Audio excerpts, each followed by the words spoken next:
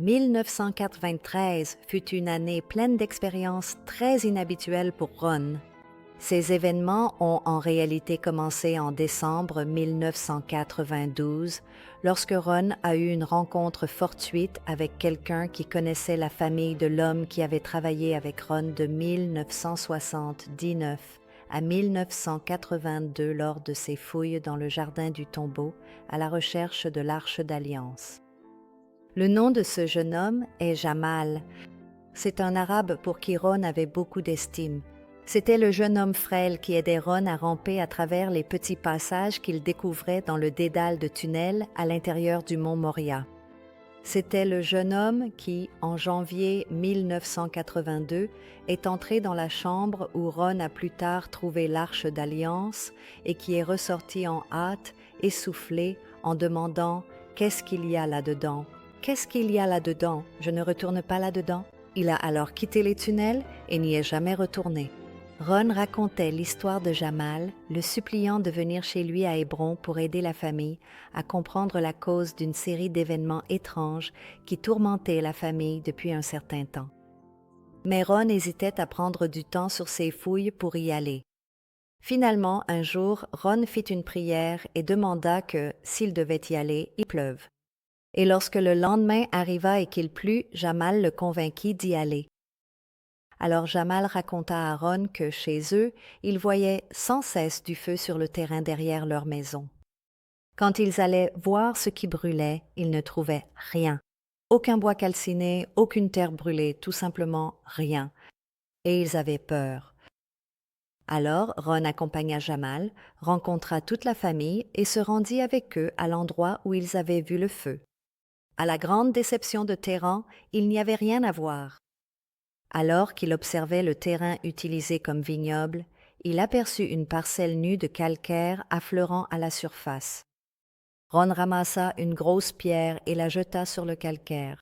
À la surprise générale, cela produisit un son de tambour, un bruit creux, comme s'il y avait un espace vide à l'intérieur de la roche. Quand Ron leur demanda s'il y avait une grotte sur le terrain, ils n'en connaissaient pas vraiment. Mais ils lui montrèrent alors une entrée dans une zone rocheuse, trop petite pour qu'on puisse y pénétrer. Ils l'utilisaient comme une décharge à ordures. Curieusement, tout comme la zone où ils fouillaient dans le tombeau du jardin avait été leur dépotoir, et cela s'arrêta là. Mais ensuite, en décembre 1992, Ron apprit que la famille vivait toujours dans la même maison, sur le même terrain, et il alla leur rendre visite avec prudence, se demandant s'ils se souviendraient de lui ou, plus important encore, s'ils l'accueilleraient chaleureusement ou seraient en colère de le voir revenir. À son arrivée, ils l'accueillirent à bras ouverts, et c'est là que Ron apprit que Jamal ne vivait plus à Hébron. Il était parti en Jordanie dans les années 1980 et il se trouvait justement là-bas lorsque la décision a été prise d'interdire aux Palestiniens qui étaient hors du pays à ce moment-là de revenir en Israël. Je ne connais pas les détails, si ce n'est qu'il semble qu'il ait perdu sa citoyenneté.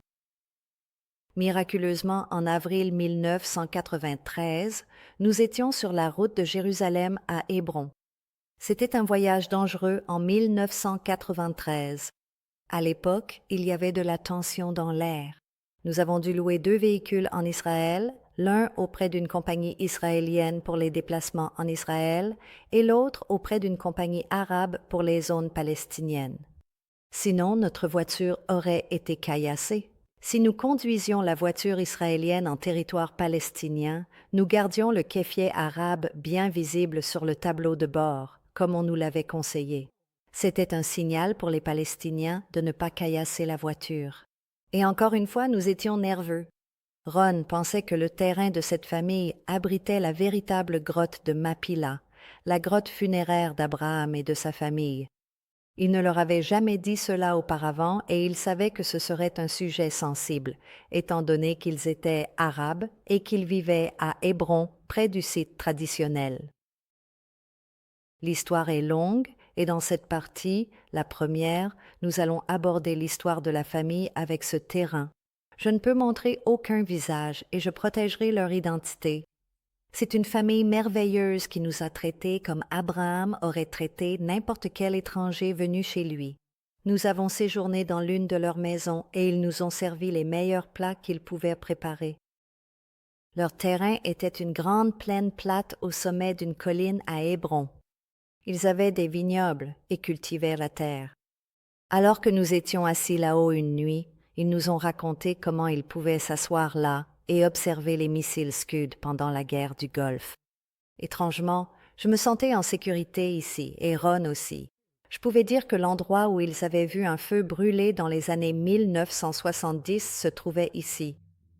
À ce moment-là, Ron lui avait fait part de ses soupçons, et ils ont déclaré qu'ils ne croyaient pas non plus que le site traditionnel de la grotte de Macpila était le vrai. Et ils étaient clairement enthousiasmés à l'idée que leur terre puisse contenir l'authentique. Un frère et sa mère ont parlé devant la caméra des choses qu'ils avaient vues au cours des années passées. Parlons d'elle. Ok, vas-y. Devant. Elle a 76 ans. Elle a maintenant 12 enfants au total. Ce sont des hommes et des femmes, des individus à part entière, et je suis le plus jeune de tous. J'ai moi-même 2 enfants, et elle a également un petit enfant, ce qui est merveilleux. Donc, D'accord. Et c'est vraiment elle qui a finalement vu la lumière éclatante. elle a vu la lumière sur notre terre aller et venir, Et puis le poulet aussi. et le poulet. Elle ne les a pas vus. La personne qui les a vus, ma sœur. Ta sœur a vu ça? Oui, D'accord. Maintenant, ton frère a récemment vu un homme tout de blanc vêtu. il a vu un homme vêtu de blanc il y a environ 6 ans. Il y a 6 ans. Et cet homme est entré dans cette grotte très grande. Et mon frère a eu peur de cela. Donc il n'a pas remarqué quelle était la démarche de cet homme. Et il a disparu. Quand il commence ou s'apprête à entrer profondément dans la grotte sombre et mystérieuse. Et mon autre frère, qui était également présent à ce moment-là, a clairement entendu des voix étranges et indistinctes venant de l'intérieur de cette même grotte.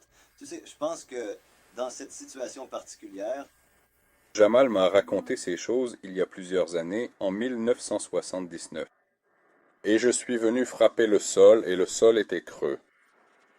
Et donc de toute façon, c'est un endroit spécial pour Dieu. Je suis sûr. beaucoup de choses se passent ici. Mais nous ne pouvons absolument pas expliquer cela ou nous ne pouvons pas entièrement le comprendre car parfois, lorsque vous voyez quelque chose d'inattendu par pur accident ou quelque chose que vous ne connaissez pas du tout, vous avez naturellement peur et par conséquent, vous ne le remarquez pas vraiment. Exactement. Droite. Vous ne pouvez pas bien le voir parce que vous êtes en prière. Ça arrive. Et notre. Nos cheveux se lèvent. Oui, C'est ça qui est pointu. ouais, la chair de poule, comme on l'appelle en Amérique. Peut-être que je ne sais pas comment. Vous l'appelez. Oui, c'est comme ça qu'on l'appelle. Et notre père nous a dit qu'il avait vu ce genre de choses, beaucoup de choses, de nombreuses fois. Maintenant, les gros os dont ta mère t'a parlé, est-ce que certains venaient de cette grotte ou tu ne sais pas? Je vais lui demander, je ne sais pas. D'accord. S'il te plaît.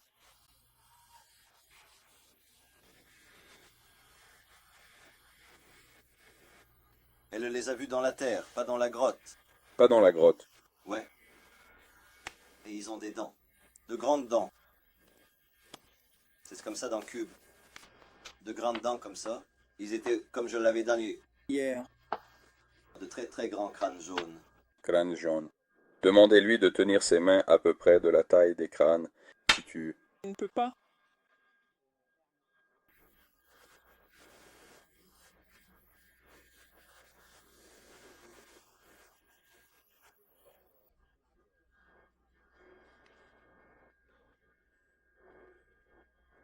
Comme là-bas. D'accord. Devers, ils ont leurs dents. Toutes leurs dents. Il est toujours en place.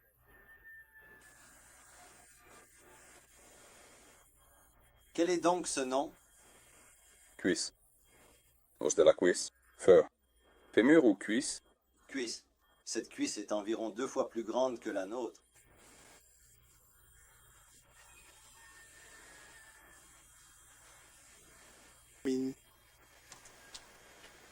D'accord. Donc tous les os étaient beaucoup plus longs que les nôtres. Ouais, 2 fois. Elle a raconté qu'il y a de cela environ 20 à 25 années, une période assez lointaine dans le passé, ils avaient procédé à l'enterrement d'à peu près une dizaine de crânes humains dans une grotte très particulière et spécifique située à cet endroit précis. Oui, elle se souvenait très clairement et distinctement de cet événement marquant.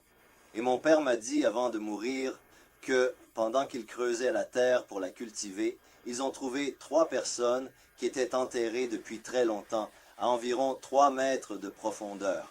Ils les ont enterrées à nouveau parce qu'ils pensaient que dans notre religion, il n'est pas permis de déterrer. Déterrer une personne, il faut juste les enterrer. Oui, je comprends. Et je m'en souviens très très bien avec une clarté et une précision remarquables, comme si c'était hier. C'est un souvenir profondément ancré dans ma mémoire. D'accord. Et il ne l'a dit à personne d'autre. Il a dit, Moïse, donc je ne sais pas vraiment en fait. peut-être que nous pouvons trouver cela. Oui, Ouais. d'accord. Je pense que si nous lui donnons un peu de temps, nous finirons par trouver. D'accord. Nous le trouverons. Parce que ma mère connaît de très bons endroits où l'on peut les mettre, ces choses. Ok, very good indeed. Il va sans dire que nous étions fascinés d'entendre parler de ces choses, en particulier de l'homme vêtu de blanc qui avait été vu des années plus tôt. Pour cultiver leur terre, ils devaient labourer. Et au cours du processus, ils avaient découvert que leur terre était pleine de tombes. Leur mère avait vu des ossements et des crânes géants qu'elle nous avait décrits. Il est devenu évident que certaines de ces tombes étaient cananéennes. Mais au final, cette petite plaine au sommet de cette colline à Hébron était un lieu d'inhumation très prisé pendant une très longue période. Mais pourquoi? Était-ce parce que dès les débuts de l'histoire, ils savaient que c'était le lieu de sépulture d'Abraham?